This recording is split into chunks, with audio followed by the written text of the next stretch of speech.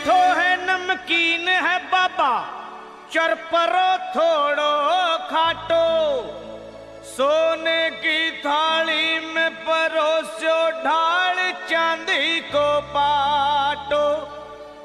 वो टाबरिया मनुहार करे बाबा, देखूं थे कैया नाटो। हो भोग लगाओ शाम धनी रे म्हारा, और बाकी भगता ने बांटो।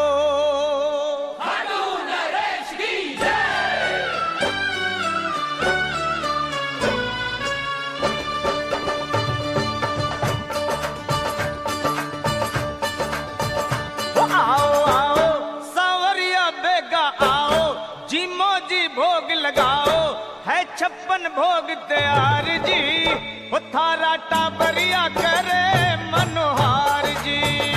थारा टाबरिया करे मनोहार जी। आओ आओ सावरिया बेगा आओ, जी मौजी भोग लगाओ है 56 भोग तैयार जी, वो थारा टाबरिया करे मनोहार जी।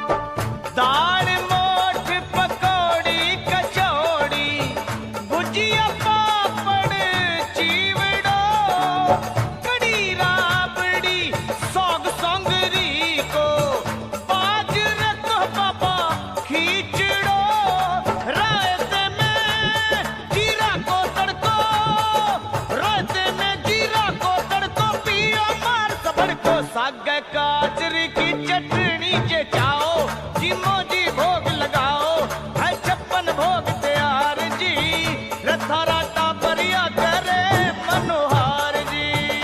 थारा टाबरिया करे मनोहार जी।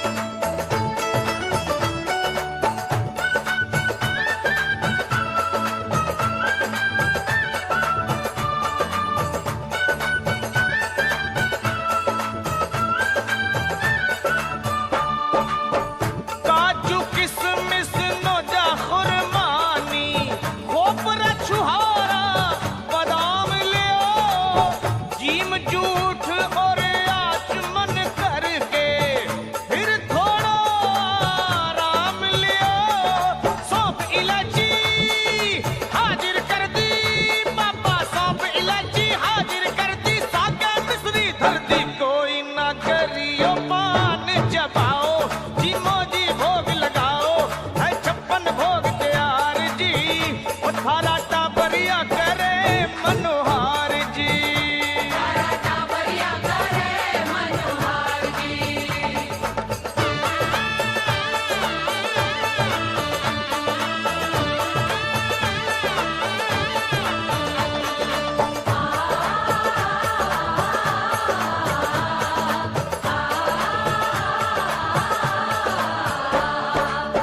छप्पन भोग परोस्या थारे भगता, श्याम धनी स्वीकार करो।